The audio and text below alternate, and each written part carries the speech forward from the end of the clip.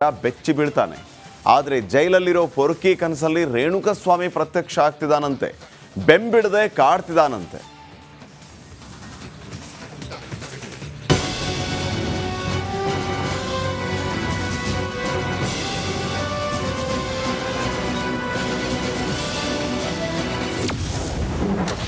ಬಳ್ಳಾರಿ ಜೈಲಲ್ಲಿ ದಾಸನಿಗೆ ದುಸ್ವಪ್ನ. ನಿದ್ದೆಯಲ್ಲೂ ರೇಣುಕಸ್ವಾಮಿ ದರ್ಶನ. ರೇಣುಕಸ್ವಾಮಿ ಕೊಲೆ ಕೇಸಲ್ಲಿ ಜೈಲು ಪಾಲಾಗಿರುವ ದಾಸ ಬಳ್ಳಾರಿ ಜೈಲಲ್ಲಿ ವಿಲವಿಲ ಅಂತ ಒದ್ದಾಡ್ತಾ ಇದ್ದಾರೆ. ಮಧ್ಯರಾತ್ರಿ ನಿದ್ದೆಯಿಂದ ಸಡನ್ ಆಗಿ ಎದ್ದು ಬೆಚ್ಚಿ ಬೀಳುತ್ತಿದ್ದಾರಂತೆ.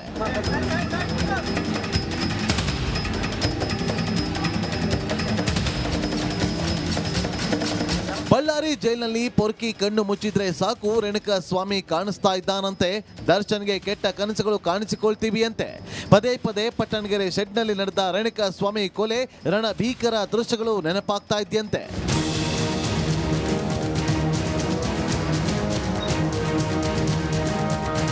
ಕನಸಿನಲ್ಲಿ ರೇಣುಕಸ್ವಾಮಿಯನ್ನ ಕಂಡು ದರ್ಶನ್ ಜೋರಾಗಿ ಕಿರ್ಚಿದ್ದಾನೆ. ಕಾಟೇರನ ಕೂಗಿಗೆ ಎದ್ದು ಬಂದ ಜೈಲಿನ ಸಿಬ್ಬಂದಿ ಏನಾಯ್ತಪ್ಪ ಅಂತ ಕೇಳಿದ್ದಾರೆ. ಅದಕ್ಕೆ ದಾಸ ನಿದ್ದೆಯಲ್ಲೂ ರೇಣುಕಸ್ವಾಮಿ ಕೊಲೆ ಕನಸು ಬರ್ತಾ ಇದೆ ಸರ್ ಅಂತ ಹೇಳಿದ್ದಾನಂತೆ. ದರ್ಶನ್ಗೆ ಕಾರ್ತಿದ್ಯಾ ರೇಣುಕಾ ಆತ್ಮ. ಕುಂಕುಮ ತಾಯ್ತವೇ ತಾರಕಗೆ ಶ್ರೀರಕ್ಷೆ. ಜೈಲಿಗೆ ಭೇಟಿ ನೀಡಿದಾಗ ಪತ್ನಿ ವಿಜಯಲಕ್ಷ್ಮಿಗೆ ದರ್ಶನ್ ರೇಣುಕಸ್ವಾಮಿ ಕಾಟದ ಬಗ್ಗೆ ಹೇಳಿಕೊಂಡಿದ್ದಾರಂತೆ. ಇದರಿಂದ ಪತ್ನಿ 10 ದೇವಸ್ಥಾನ ಸುತ್ತಿ ಕುಂಕುಮ ಹಚ್ಚಿ ದಾರ ಕಟ್ಟಿ ತಾಯ್ತ ನೀಡಿದ್ದು ಇದು ದಾಸನಿಗೆ ಕೊಂಚ ರಿಲೀಫ್ ಸಿಕ್ಕಂತಾಗಿದೆ. ಬೆನ್ನು ನೋವಿನಿಂದ ಭೂಪತಿ ವಿಲವಿಲ. ಡಾಕ್ಟರ್ ಇಂದ ದರ್ಶನ್ಗೆ ಹೆಲ್ತ್ ಚೆಕಪ್. ಎದ್ದ ರೇಣುಕಸ್ವಾಮಿ ಕಾಟ, ಮತ್ತೊಂದು ಕಡೆ ಬೆನ್ನಿನ ಬಾವು ಹೆಚ್ಚಾಗಿತ್ತು. ಇವತ್ತು ಜೈಲಿನ ವೈದ್ಯ ಡಾಕ್ಟರ್ ರಾಜಶೇಖರ್ ಜಗ್ಗುಗೆ ನೋವು ನಿವಾರಕ ಟ್ಯಾಬ್ಲೆಟ್ ಕೊಟ್ಟಿದ್ದಾರಂತೆ. ಆದ್ರೆ ಸ್ಕ್ಯಾನಿಂಗ್ಗೆ ದರ್ಶನ್ ಒಲ್ಲೆ ಅಂದಿದ್ದಾರಂತೆ.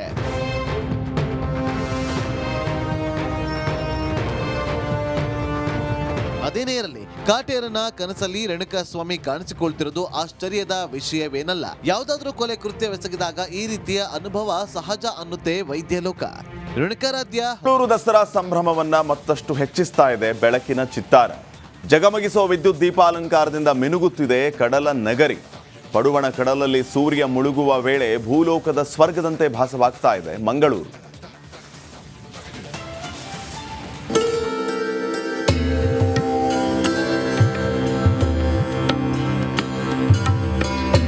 ದಸರಾ ಅಂದ್ರೆ ನಮಗೆಲ್ಲ ನೆನಪಾಗೋದು ಮೈಸೂರು ದಸರಾ, ಜಂಬೂ ಸವಾರಿ, ಖಾಸಗಿ ದರ್ಬಾರ್, ಸ್ತಬ್ಧ ಚಿತ್ರ ಪ್ರದರ್ಶನ.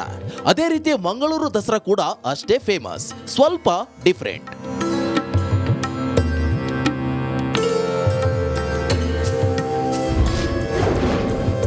ಮಂಗಳೂರಿನಲ್ಲಿ ದಸರಾ ಸಂಭ್ರಮ ಸಡಗರ. ಎಲ್ಲೆಲ್ಲೂ ಬಣ್ಣ ಬಣ್ಣದ ಚಿತ್ತಾರ, ದೀಪಾಲಂಕಾರ. ಮಂಗಳೂರಿನಲ್ಲಿ ದಸರಾ ಸಂಭ್ರಮ ಮನೆ ಮಾಡಿದೆ. ಕುದ್ರೋಳಿ ಶ್ರೀ ಗೋಕರ್ಣನಾಥೇಶ್ವರ ಕ್ಷೇತ್ರ ಸಂಜೆ ಆಗ್ತಿದ್ದಂತೆ ಭೂಲೋಕದ ಸ್ವರ್ಗದಂತೆ ಕಂಗೊಳಿಸ್ತಾ ಇದೆ. ದಸರಾ ಮೆರವಣಿಗೆ ಹಾದು ಹೋಗುವಂತ ನಗರದ ಸುಮಾರು 7 ಕಿಲೋಮೀಟರ್ ರಸ್ತೆಯುದ್ದಕ್ಕೂ ವಿದ್ಯುತ್ ದೀಪಾಲಂಕಾರ ಜಗಮಗಿಸ್ತಾ ಇದೆ. ಈ ಬಾರಿಯ ದಸರಾಕ್ಕೆ 10 ಲಕ್ಷ ದೊಡ್ಡ ಪ್ರಮಾಣದ ಬಲ್ಬ್ಗಳು ಸೇರಿದಂತೆ ಒಟ್ಟು 22 ಲಕ್ಷಕ್ಕೂ ಅಧಿಕ ಬಲ್ಬ್ಗಳಿಂದ ನಗರವನ್ನ ಶೃಂಗರಿಸಲಾಗಿದೆ.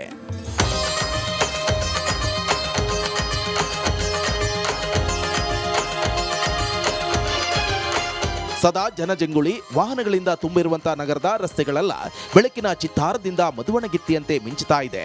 ನವರಾತ್ರಿ ಶುರುವಾದ ದಿನದಿಂದ 10 ದಿನಗಳ ಕಾಲ ಸಂಜೆ 7 ಗಂಟೆ ಆಗ್ತಾ ಇದ್ದಂತೆ ವಿದ್ಯುತ್ ದೀಪಗಳು ಬೆಳಗ್ತಾ ಇವೆ.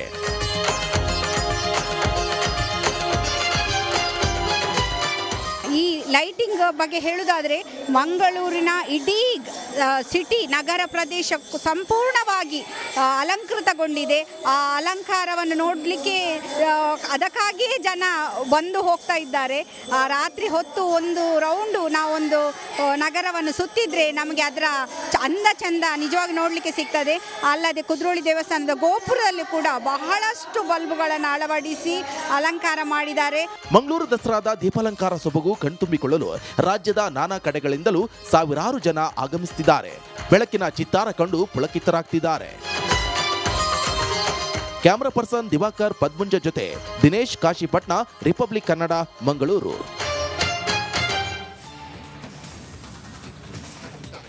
ಅದು ಸರ್ಕಾರಿ ಶಾಲೆಯ ಬಡ ಮಕ್ಕಳಿಗೆ ಪೌಷ್ಟಿಕತೆ ಹೆಚ್ಚು ಮಾಡುವುದಕ್ಕೆ ಸರ್ಕಾರ ಜಾರಿಗೆ ತಂದ ಯೋಜನೆ.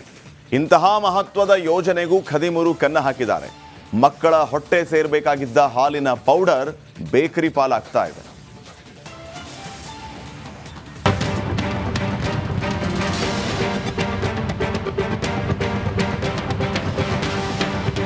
ಬಡ ಮಕ್ಕಳ ಹೊಟ್ಟೆ ಸೇರ್ಬೇಕಿದ್ದ ಪೌಡರ್ಗೆ ಕನ್ನ. ಕ್ಷೀರಭಾಗ್ಯ ಹಾಲಿನ ಪೌಡರ್ ಕಳ್ಳ ಸಾಗಾಟ, ಅಪಾರ ಪ್ರಮಾಣದ ಹಾಲಿನ ಜಪ್ತಿ. ಈ ದೃಶ್ಯ ಕಂಡು ಬಂದಿದ್ದು ಬಾಗಲಕೋಟೆ ನಗರದ ಸಿಇಎನ್ ಪೊಲೀಸ್ ಠಾಣೆಯಲ್ಲಿ.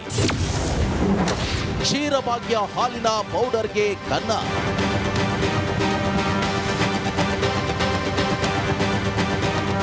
ಸರ್ಕಾರಿ ಶಾಲೆಗಳಲ್ಲಿ ಓದುವ ಬಡ ಮಕ್ಕಳಿಗೆ ಪೌಷ್ಟಿಕತೆ ಹೆಚ್ಚಿಸಲು ಸರ್ಕಾರ ಕ್ಷೀರಭಾಗ್ಯ ಯೋಜನೆ ಜಾರಿಗೆ ತಂದಿದೆ. ಈ ಯೋಜನೆ ಅಡಿಯಲ್ಲಿ ಮಕ್ಕಳಿಗೆ ಹಾಲನ್ನ ನೀಡಲಾಗುತ್ತದೆ. ಇಂತಹ ಮಹತ್ವದ ಯೋಜನೆಗೂ ಖದೀಮರು ಕನ್ನ ಹಾಕಿದ್ದಾರೆ. ಬಾಗಲಕೋಟೆ ಜಿಲ್ಲೆಯಲ್ಲಿ ಕ್ಷೀರಭಾಗ್ಯ ಯೋಜನೆಯ ಹಾಲಿನ ಅಕ್ರಮ ದಂಧೆಯ ಮಾಹಿತಿ ತಿಳಿದ ಸಿಎನ್ ಪೊಲೀಸರು ಬಾದಾಮಿ ತಾಲೂಕಿನ ಸುಳಿಕೆರೆ ಗ್ರಾಮದಲ್ಲಿ ದಾಳಿ ನಡೆಸಿದ್ದಾರೆ. ಈ ವೇಳೆ ಶಾಲೆಗಳಿಗೆ ಸರಬರಾಜು ಆಗಬೇಕಾಗಿರುವಂತಹ ಹಾಲಿನ ಪೌಡರ್ನ ಅಕ್ರಮವಾಗಿ ಖಾಸಗಿ ಗೋದಾಮಿನಲ್ಲಿ ಸಂಗ್ರಹಿಸಿರುವುದು ಬಯಲಾಗಿದೆ. ದಾಳಿ ವೇಳೆ ಹಾಲಿನ ಪೌಡರ್ನ ಮಹಾರಾಷ್ಟ್ರಕ್ಕೆ ಸಾಗಿಸುವ ಜಾಲ ಪತ್ತೆಯಾಗಿದೆ. ಸಿದ್ದಪ್ಪ ಕಿತ್ತಳಿ ಎಂಬಾತನನ್ನ ಪೊಲೀಸರು ವಶಕ್ಕೆ ಪಡೆದಿದ್ದಾರೆ. ಸಿದ್ದಪ್ಪ ಕಿತ್ತಳಿ ಅಂತ ವ್ಯಕ್ತಿ ಇರ್ತಾನೆ. ಅವನು ಮನೆ ಎದುರಿಗೆ ಒಂದು ಗೋಡೌನ್ದಲ್ಲಿ ಇದನ್ನೆಲ್ಲ ಸ್ಟಾಕ್ ಇರುತ್ತೆ.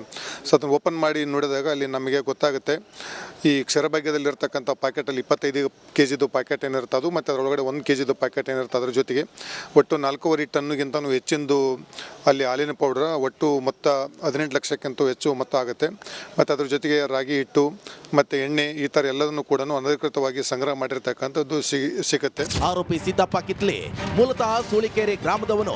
ಹುನಗುಂದ ಬಾದಾಮಿ ತಾಲೂಕಿನ ಶಾಲೆಗಳಲ್ಲಿ ಹಾಲಿನ ಪೌಡರ್ ಸರಬರಾಜು ಮಾಡ್ತಿದ್ದ. ಆದರೆ ಈ ದಾಸ್ತಾನುಗಳನ್ನ ಶಾಲೆಗಳಿಗೆ ನೀಡದೆ ತನ್ನ ಶೆಡ್ನಲ್ಲಿ ಸಂಗ್ರಹಿಸಿಟ್ಟಿದ್ದಾನೆ. ಒಟ್ಟು 18.14 ಲಕ್ಷ ರೂಪಾಯಿ ಮೌಲ್ಯದ ಹಾಲಿನ ಪುಡಿ, ರಾಗಿ ಹಿಟ್ಟು, ಅಡುಗೆ ಎಣ್ಣೆ ಪ್ಯಾಕೆಟ್ ಅನ್ನ ಜಪ್ತಿ ಮಾಡಲಾಗಿದೆ. ಅಕ್ಷರ ದಾಸೋಹ ಅಡಿಯಲ್ಲಿ ಕೊಡ್ತಕ್ಕಂಥ ಹಾಲಿನ ಪಾಕೆಟು ಮತ್ತು ಎಣ್ಣೆ ಪದಾರ್ಥಗಳನ್ನು ಸಾಗಾಟ ಮಾಡ್ತಾ ಇದ್ರು ಅಂತೇಳಿ ಮಾಹಿತಿ ಬಂದಿದೆ. ಈಗಾಗಲೇ ಅದ್ರ ಬಗ್ಗೆ ಕಂಪ್ಲೇಂಟನ್ನು ಕೊಟ್ಟು FIR ಮಾಡಲಾಗಿದೆ. ಸೊ ಆ ಒಂದು ಸವಿಸ್ತಾರವಾಗಿ ನಾವು ಸಮಗ್ರವಾಗಿ ತನಿಖೆಯನ್ನು ಕೈಗೊಳ್ತೀವಿ. ಅದರಲ್ಲಿ ಯಾರೆಲ್ಲ ಪಾಲ್ಗೊಂಡಿದ್ದಾರೆ, ಶಿಕ್ಷಕರು ಇದ್ದಾರೋ ಅಥವಾ ಬೇರೆ ಬೇರೆ ಯಾವ ಜನ ಅದರಲ್ಲಿ ಸೇರ್ಕೊಂಡಿದ್ದಾರೆ ಅದನ್ನೆಲ್ಲ ನಾವು ಪರಿಶೀಲನೆ ಮಾಡಿಕೊಂಡು ಖಂಡಿತವಾಗಿ ನಮ್ಮ ಅಧಿಕಾರಿಗಳ ಸಿಬ್ಬಂದಿಗಳು ಏನಾದರೂ ಅದರಲ್ಲಿ ಶಾಮೀಲಾಗಿದ್ದರೆ ಅವ್ರ ಮೇಲೂ ಸಹ ಗಂಭೀರವಾಗಿ ಶಿಸ್ತು ಕ್ರಮಗಳನ್ನು ತೆಗೆದುಕೊಳ್ತೀವಿ. ಅಧಿಕಾರಿಗಳ ಸಹಕಾರ ಇಲ್ಲದೆ ಲಕ್ಷಾಂತರ ಮೌಲ್ಯದ ಪೌಡರ್ ಕಾಳಸಂತೆಯಲ್ಲಿ ಮಾರಾಟ ಮಾಡಲು ಹೇಗೆ ಸಾಧ್ಯ ಎನ್ನುವ ಪ್ರಶ್ನೆ ಮೂಡಿರುವುದಂತೂ ಸತ್ಯ. ಬಾಗಲಕೋಟದಿಂದ ಸಿದ್ದು ದುತ್ತರಂಗಾವಿ, ರಿಪಬ್ಲಿಕ್ ಕನ್ನಡ.